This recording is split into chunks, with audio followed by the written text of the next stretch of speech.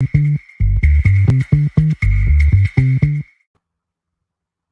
morning, Facebook family, everyone out there. I have Tom here visiting us today. My name is Juan Grimaldo, realtor with Keller Williams, the Grimaldo Group, and I promise you guys to bring you some interesting people to get some insight about life. So, Tom, you want to introduce yourself real quick? My name is Tom Harder. I'm now retired, nicely, living here in Surprise, Arizona. Beautiful, beautiful. I met Tom at the gym, and I started the conversation not so long ago with I've seen your transformation, right, from when I first saw you. You want to share a little bit about that? Well, yes. I I transformed quite a bit from when you first saw me to where I was at previously, and that's part of life. How I didn't always handle some things real well. Okay. And just a nutshell on that on the personal side is when I was 35 years old, and about 5 years into my business, it was starting to grow decently, and my fiance passed away, Oh, and I didn't really handle that very well. And I just, at 35, I wasn't ready for that. And I did not take very good care of my own health. I mean, it was easy to hide and work, right. so I went to work 60, 65 hours a week every week. Wow. And Trying to avoid the pain, right? Like yes, like you it said, was hiding. easy. It was easy to hide and work, and didn't eat I ate poor diet, lots of fast food, and uh, no exercise, poor diet, and a ton of stress. Bad medicine for your weight. Right. And by the time you saw me, 5 years ago, I was probably down 80 pounds by then. No way. 80 pounds less than I was then. So let's go back to when you were 35. Your Yeah. wife passed, your Mhm. fiance passed away. What was your weight at that age? Oh, then I was probably about 185 pounds then, but I'm sure I was over. When you're that big, you don't go looking for scale very often. But I know I was over 300 pounds Wow. at one point. So what made you shift? I mean, what changed? I've been asked that 100 times by clients, Excuse me. friends, everything. I really have no idea. I think maybe I had just had enough. Was it affecting your lifestyle, your health? My health was fine. My health has always been fine. Good. And stuff, which is a gift Good more than genetics. anything, because it shouldn't have been. Right. And I didn't have any health scares, anything like that. I remember I was in terrible physical condition, and I had just moved to a different house, and I decided one day I was going to go for a walk around the neighborhood. And I hadn't maybe gone half, 3/4 of a mile. And it was in the summer, and I was hot and sweaty and tired and everything else. And I walked home, and I just kind of sat and had a little meeting with myself and said, it's time to start taking care of you. Mm. And I got some more help at work to take some of the steam off of me. And then I just more or less very religiously every day on my calendar, and this is the old days when we hand wrote our calendar, marked myself out at 3:30 every day. Hmm. And I went to the gym and worked out. And then many times I'd go back at night. And when we got more computerized and were able to use PCs and things like that, I could do some work from home, or I went on an evening appointment and worked. But I always made my time, my 3:30 to 5:30, 6 o'clock. I was out. So it seems like you're very disciplined, right? You would set your I've schedule. always been disciplined, except when I wasn't. Right. But I'm a schedule kind of guy. I stick to a schedule, and when I had a lady that did contact marketing for me, and I said, your job is to keep me busy. Right. Whether it was new appointments or reviews with current clients, whatever it was. I said 3:30 to 6 o'clock. I'm out. not available. I said, other than that, I'm yours. I said, Love it. I don't care if it's 5 o'clock in the morning. I says, I'm available. Got it. Okay, so in that regard, we're going to talk about how to be successful in business. Okay. tell us a little bit about your story and where you came from. We were talking about it earlier, but so how did Tom start? You know, you went to college. You want to start there? Yeah, I went to college, University of Minnesota, and like I said, my lifelong goal was to be a professional baseball player. Didn't work out. Decided I better buckle down, get my go to school, and really study on my education, and I did. Graduated in '77, and that was a very poor economic time to be in any sort of financial business, be it insurance or be it the financial planning business. There's nobody was hiring anybody. Right. And so 3 years I worked for my roommate's dad in the restaurant business, and learned how to be a pretty good cook. But and it helped me deal with people on all levels, whether they were happy or unhappy. Right. I learned a lot.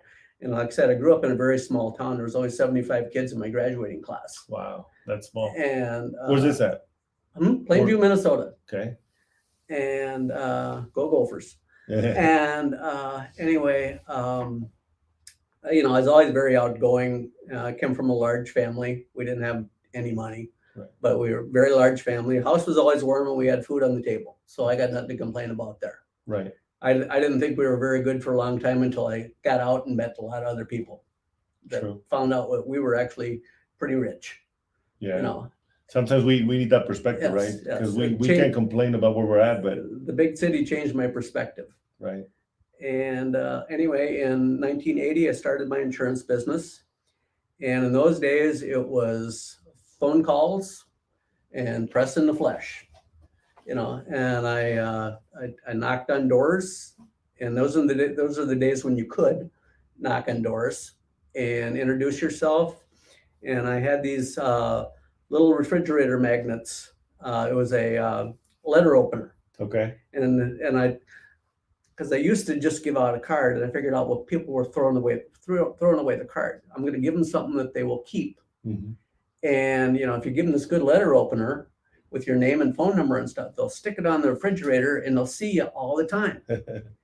And by cracky, it worked. And I would start getting phone calls from that. I've been looking at your letter opener for such and such a year, you know, for a year and a half, and you know, I get my insurance bill or whatever, or I need to know what to do with this, and I thought I'd give you a call and see if you know anything. Beautiful. So that worked very well. And you know, marketing is hard to know whether you're getting anything for your dollar on it or not. And I ran my business as a relationship business. It was not a transaction. 100%. And mine was get to know you. My first meeting with a brand new client was more about your family, what do you do for work, you know, what's going on, everything else, and then let's form a plan from there. And I always said my job is to, in the insurance end, my job was to pay for the things that you can't afford to pay for. Right. Whether if you crashed a car, had a problem with your house, you know, claim with your house, whatever it was, let me pay for the things you can't afford to pay for. True. And things that'll wreck you, put you behind the 8 ball financially. And I want to make a little parentheses there, because many times we want the cheapest insurance, right? We don't want to spend money on that. Mm-hmm. And I'm going to tell you from experience, one of my daughters had an accident recently, and when I got my insurance, I don't want to worry about anything. Mm-hmm. I want to make sure that if anything happens, that I'm covered. And thank God that I had that insurance, because even the guy was telling me, you know what, you have really good coverage. And I said, yes, that's the purpose I have insurance, right? Mm-hmm. So at that point, you were selling casualty, property and casualty? Yes. And life insurance? And life insurance, okay. Disability insurance. Okay. Realistically, there's only 3 things that can happen to you in life. You live too long, you die too young, or you get disabled. Those are the 3 things that are going to end your ability to make money. Right. So I can take care of all 3 of those. If you would die early, you know, we would have life insurance so that your family could keep way of life. Right. If you got hurt and it was not going to be covered by work, let's say you were in a car accident and it was hurt, or you got sick, couldn't work. We had disability insurance that would pick up your income, start Definitely. paying your income. Because many people, sick or hurt and can't go to work, that's how they lose the house, lose everything. Definitely. And I think we partner up with a little company to sell life insurance, and my goal is to also provide those other services. And again, yes, it's in another line of business, 100%, but I do believe in these products, right? Mhm. I sell real estate for that reason. I believe in home ownership Mhm. and also in retiring, right? So we talk about one of our clients and friends he's an amazing contractor. He makes tons of money, right? However, I asked him this question and he kind of paused and was wondering. I says, what happens if you stop working right now? Mhm. All the money that you're making is going to stop coming in. So Yep. we don't realize. We think we're Superman, we're indestructible, we're unbeatable, we're going to live forever. Mhm. And then I see people in the corner begging for money because their loved ones just passed away and they have no way to pay for that. So this is important stuff. And I know we're here to talk about Tom, but I feel like this is good for other people to understand and realize that these products that are out there are huge, are important, because they will protect your assets and protect you from worry, right? Yep. And that was my job, is, like I said, to pay for things that you can't afford to pay for. Got it. And when I remember, people would say, "Well, my car is getting older, and I don't think I need to have collision coverage on it anymore." And I would say, "Okay, that's fine." I said, "If that car went away tomorrow, would it hurt you financially?" Well, yeah. Then that's exactly you have to. Yeah, Sure. then we're not ready to get rid of that extra $75 every 6 months. Not only that, I mean, you get in an accident, you have to pay the other guy. Well, that would be liability. The liability part takes care of that. Okay. And I was always a stickler on making sure you have enough liability coverage. And that's the other thing, right? Yes. Getting cheap insurance where you don't cover enough. That's where your daughter had the accident. If she was at fault in it, the liability is what pays the other person, not only for their vehicle, possibly any injuries they'd have, or anything that was going to last longer than a couple of months for a busted Treatment or nose. whatever. Yeah, they could be disabled for life. And the same thing with that, and with their liability umbrella. It all depends on your assets and what you have. But I always said, when somebody would balk at taking liability coverage, I would say, well, you might hit one of my clients. And I want my client to be covered too. Right. So it's, I always felt good about that, that my clients were covered well. And, there was people that I turned down, that would say, I will only have what the state of Minnesota requires me to have. I don't want any higher than that. I don't care. And I would say, I'm not your guy. Yeah, because at the end of the day, they're going to come in and yelling at you because you didn't have enough coverage for Correct. them, right? It was going to end up being my fault. Right. And for a while early on, when I really needed the money, I would take pretty much anybody. Anything, right? But I would make them sign a waiver thing, saying that it said, it was explained to me which was me, and that I should have higher liability coverages than this, and I have chosen to decline that coverage. And I would make them, and I'd have people say, I'm not going to sign that. Then you need to get the coverage. Yeah, you either got to get the coverage or we're not going to do business. Definitely. So that goes to being a successful business entrepreneur and giving the right advice. Mm-hmm. We sell real estate, and when people come to us, sometimes they think, well, these guys are salespeople. They're sharks, right? They're trying to, I don't know. You have to be careful who you align yourself with, because there's people that are advisors and there's people that are here for transactional. And we're relational as well. Most of our clients and our newer clients are from referrals. So it's not that we're out there, marketing like other companies, promoting themselves, but in reality, they have a ton of people that are just churning, right? Correct. And having someone that is going to have your back is huge. What do you think? Absolutely. The absolute best marketing you can have is referrals from current clients and former clients. They talk to not only, people in the insurance end of our business, and, people would buy cars more often and, maybe switch some things, but people talk to people. And in Rochester, Minnesota, where I had my office at, home of Mayo Clinic, there was a lot of new people coming to town all the time. And doctors, nurses, scientists, whatever. And, the one thing, where do I get my insurance from? And, Tom. And he said, and he'll come out to your house. He'll come out at night. He'll come out on Saturday. He'll come out on Sunday, whatever he's got to do to fit with your time. Definitely. And, he's in his office at 6 o'clock in the morning. And if you see his car there, he's in there, he's open. Yeah. And I always was. So love it. So you started in the late 70s, you started with insurance? 1980 I started. 1980? Yeah. Okay. And then just another little note there. He was mentioning about the interest rates for you guys complaining about 4%, 3%. Oh my gosh. What was the rates back then?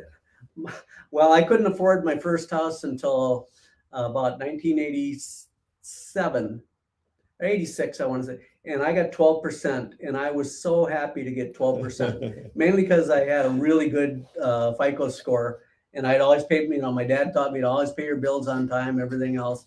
Don't skip out on anything, and I'd had some school loans, and I was perfect on time with everything all the time. So I had and I was able to get the fantastic rate of 12%. That's awesome. So just perspective, and for people that are, especially younger kids, that are thinking, oh my gosh, the prices are so expensive right now. Mm-hmm. Have you seen the prices drop from homes since you've been keeping track of it, looking at them?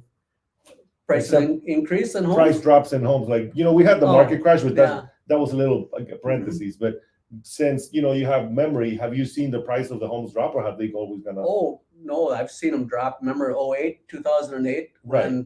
when the market tanked and, people were upside down in their house all of a sudden. Right. And the banks got all worried and everything else. That was the first one.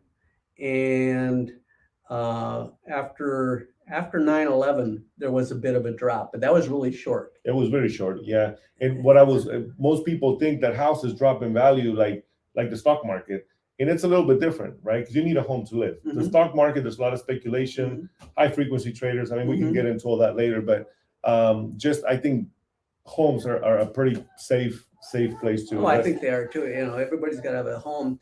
Then there was problem. Then is so many people were in houses that they couldn't really afford. And people ask me, so what happened? And there's a pretty good movie called The Big Short. Yes. I don't know if you watched that movie, but if you could fog a mirror back then, you could get a house, right? Anybody could qualify. And we were using our homes as credit cards. What did they call them? They would say it was loan where you just, how much do you make? Oh, I don't know. It's about, okay, good enough. I did loans myself back then, and I had a lady who brought me something like this, a sheet of paper with all the houses she cleaned. That was stated income, and we got her approved for a loan.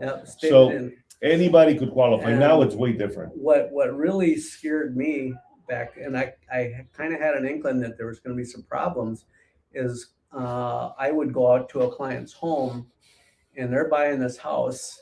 Number one, it's not put together very well. I can see it's crooked. Mm-hmm. And I mean, you're sitting in the kitchen and you're looking up at the cabinets, and how come this side is higher than this side? Not the cabinets aren't even straight. And a year later, I go back for a review with them, and there still isn't much furniture in the house. Right. The upstairs, there's still. And I said, why are you? I'm thinking to myself, why are you living in this house that you can't afford to live in? Yeah. There's still a card table for the dining room table. That was another thing that we saw too, that everybody was buying just houses left and right. In that movie, it shows a couple people well, the mortgage guy said I could afford it. Of course. Where's the mortgage guy now? He's working on the back of the dump truck. Definitely. So now going back to you and your story. So in 1980, you bought your house. So you had an insurance business, life insurance. Yep. You got into other businesses after that. It was, I actually had my multi-line insurance agency, life insurance, auto, homes, did a little bit of health insurance, anything I could do to make a buck. Right. And then about the time that I bought my house, I decided I needed to make, I wanted to grow it, and I got into the financial area. And that was doing retirement plans, and I always worked with current clients, and from my insurance side, I would take them from one side to the other, and I had an in with them, and I would say, I want to talk to you about something else. Where are you at as far as putting money away? Are you, does your employer have a matching plan at this point? Are you matching it? What do you invest in? The biggest thing I did, and there was times that I wasn't even really making any money off it. What are you investing it in? What are you putting that 401k in? And I would, well, I don't know what it's in. Well, let's find out what it's in. And, they would be in something that I said, you're in something pretty radical here. I says, here, how do you feel about this and this, market ups and downs? And if you would, lose 50% of that in a week, how would you feel? Well, I wouldn't, I said, well, we need to have a talk about your, tolerance, your risk tolerance. Right. And so there was times that I would have talks with people and wasn't really making any money off it to start with, but then come a little bit later, we'd get them going just on putting $50 a month away or $100 a month away in a mutual fund, just letting that grow. And maybe it was going to be to start funding retirement of their own on their own, or maybe they wanted to buy something down the road. It was more or less their savings plan down the road, possibly some education for kids or grandkids, things like that. So then it started really morphing into more real financial planning.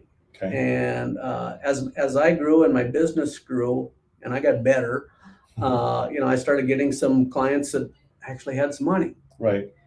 And so, I was getting into a lot of doctors, scientists, people like this. And I decided I had to make myself better too. That was when I got my master's in finance and learned a lot more things and took a ton of outside classes as well. And I set up a networking group. Okay.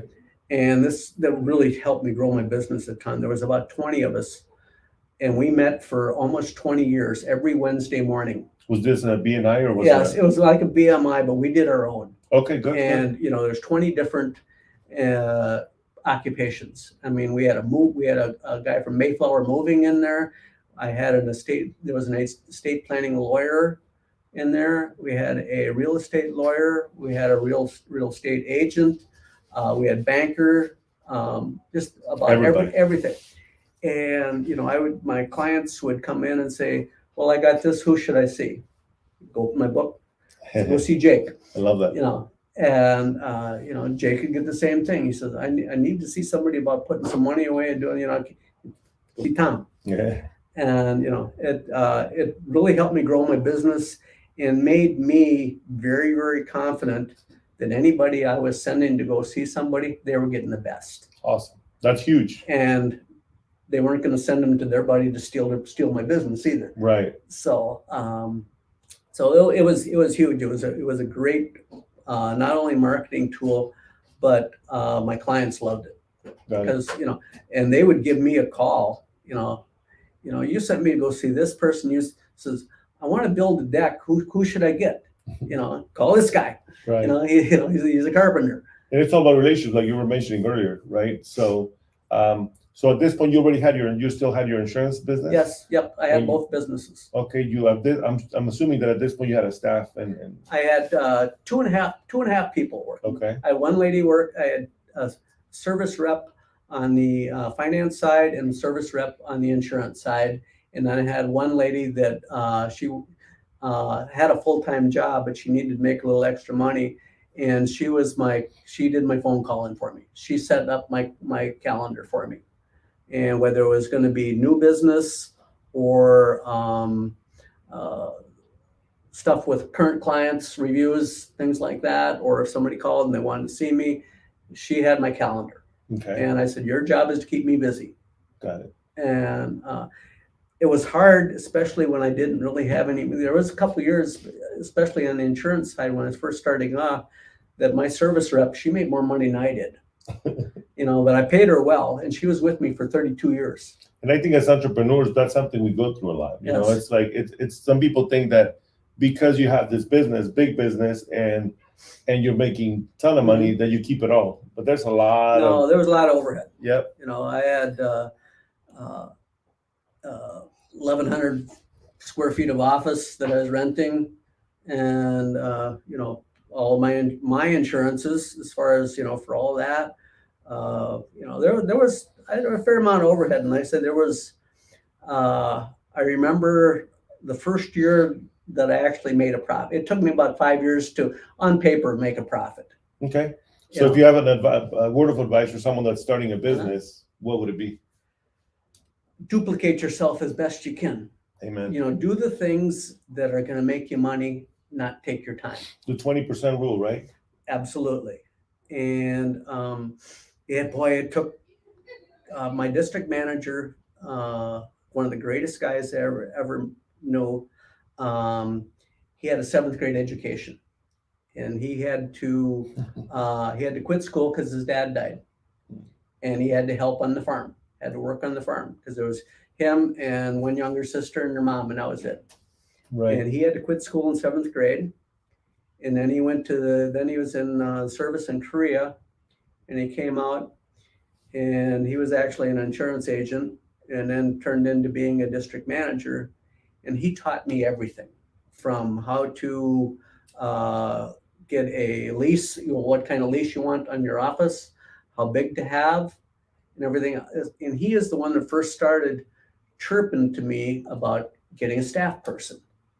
And geez, I can barely, pay for I can barely pay for me. How am I going to pay for somebody else? Right. And he kept saying, he said, trust me. He said, if you do, you got to duplicate yourself. He says, you're doing too much $6 an hour work. Mm-hmm. He says, how much do you make when you're out selling? And how much do you make when you're in the office doing paperwork or making phone calls? Yep. There's Gary Keller, who is the CEO for Keller Williams. I believe they switch. But anyways, I consider him like the Elon Musk of real estate, right? Or like the Jeff Bezos of real estate. And he mentioned that if you don't have a lawn man, you are one. If you don't have a pool man, you are one. Mm-hmm. So how much would you make doing that versus your job? So absolutely. And sometimes it's really hard for people to understand that because they are the ones that can do it better than anybody else. Mm-hmm. And then you realize when you start delegating that other people are even better than you because now they're focused 100% on one task instead of you, which you wear every single hat. Like for us as agents, we go out and meet with the client to do the initial consultation. And then we put another hat to show them homes. And then we do the paperwork. So that's another hat. And then we take them to shop around. And then, so every single task can be done by somebody else, which again, duplicating yourself, and you'll deliver even better service. Absolutely, I did. Right? Because when I was just tuned in to taking care of my clients, whether it's new business or client reviews, and I didn't have to worry about all that other stuff, I was way better. You can do more because now your focus is laser focus instead of being all over the place. And sometimes for some, especially for us, not as agents, my clients would only want to work with me. That's not true. I mean, they want to work with our culture and our standards, right? So if we can provide that service at a higher level, we can do more. And by doing so, we provide more opportunities, right? When, my clients like my customer service reps better than me. Yeah, right. Because they knew them. I mean, especially on the insurance side, if they were going to come in and just do something simple, pay a bill or change a car or whatever, lots of times I was with somebody. If I wasn't with somebody, I would say, send them back. I'll take care of them. Because then I get to talk to them again. Right. And do that. But if I was with somebody, the lady out front would talk to him, Barbara out front would talk to him, and she was amazing. She was working in a grocery store, and she was 19 years old. And the second time it came through, she remembered my name. And the third time it came through, she remembered my name. And she said, "How are you today?" And she said, "How business?" and all this sort of stuff. And I said, Recruiting. want you to work for me. Yeah. I said, I want to take you away from here. I want to work. I said, how much do you make? I said, you'll make more than that in a little while, but not right away. So she worked, when I retired, when I sent out my retirement letters to all my clients and made a bunch of phone calls and stuff to tell them that I was hanging it up. And, they say, well, that's great. We like you. You're kind of like family. Where's your service rep going? Yeah. Since I said, well, I kind of figured you liked her better than me. Well, yeah. So definitely. So, and as you grow, I mean, when you create these businesses, they're going to get used to the standards you provide. So when you become, for example, like us, we're a team, and as a team, we provide a service. And if I'm not here, my other team members will be here to take care of it, and they'll do the same kind of service that we always promise to deliver. Well, there was many times that I would run into. Maybe when I started going to the gym again back in Minnesota, or would go someplace, I'd run into a client and say, yeah, I was in the other day and made a couple of changes to some stuff. And I said, was I in? He said, well, yeah, I think you were. And I said, well, you should come back. You should have come back and said you were here. Oh, girl up front can take care of everything. He says, when I need you, I'll find you. And it's not great. Yeah, I mean, you can rely on your staff. Yeah. So we have a question. Says, how do you learn to just do one thing? Because you were at the beginning. Oh boy, that was a big step. Right. I was kind of a taskmaster, and it took a while to actually be able to trust them that they were doing it exactly the way I would do it. And like I said, on the insurance side, the girl, I mean, she was carbon copy right away. And she better than I was. Way better than I was.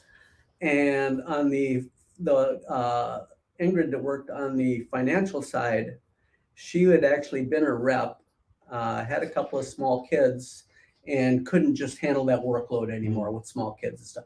Right. She wanted to work some. So she was licensed and everything else. And the investment side is so rigid with what you can do and there isn't much wiggle room there. Right. Everybody's pretty carbon copy, except when it comes to personalities and maybe how you do some things. And she was a very personable gal, and she took care of everything. And it took some time to trust others to do your job. It is hard. Letting go is really tough. Letting go is hard. And but after you do, you can't imagine why you were the other way. Right. Because this, it's so much better not having to worry about that stuff. Definitely. And like I said, do the stuff that's going to pay me some money and allows me to pay them more and allows us to do other things, and being a better service to our clients. Yep. And you grow faster, and you grow and also solidly, because now they can help you see things that you couldn't see, because you have you can see from here now when everybody else is working around it. So and, they took care of stuff. I can remember about my third year, I thought I had a banner year because I gained 100 clients. Wow. Well, and I was actually okay, but I was a jet pilot. I was all by myself, and I was working my tail off. Yeah. And I want to say about my 12th year, gained over 700 clients in 1 year. Whoa. And I didn't work quite as many hours. Right. So, and that's one of the misconceptions that people have that are starting their businesses. The more, if I get more people, it's going to be more work. Yep. But it works in the contrary, right? It actually frees you more so they can do more and you can do. Now there's two people doing work. The Clydesdale horses, I don't want to lie on this, but I believe is one horse can pull like, 8,000 pounds. Mm-hmm. And if you put two horses together, they can pull 3 times the weight. Yep. So it's very true. And it's hard, I can remember yesterday, like I was telling Juan when I walked in and I was looking at your conference room, and the times blocked out for phone call night, stuff like that. Oh man, I remember phone call night. I hated that with a passion, but I had to do it. It's one of my new team members mentioned that, because I was telling him, you know what, I love for you to start reading. And again, we cannot make people do anything, right? Mm-hmm. And he said, you know what, I'm going to be very, very honest with you. I don't like reading. And I said, you know what? I understand. I said, I hate getting up early in the morning. I hate working out. I hate eating well. I hate reading. Yet, in order for me to have what I have to read. You got to I do have it. to get up early. Mhm. I have to make the phone calls, and I have to work out. Yep. And that's the difference. And we talk about ups and downs and success. There's going to be ups and downs because you're going to encounter challenges which are going to shape you to be better, right? Well, there's an old, it took me a long time to learn this, is that we learn through failure. Mhm. If you get something right, you really didn't learn anything. No, you didn't. You You know, probably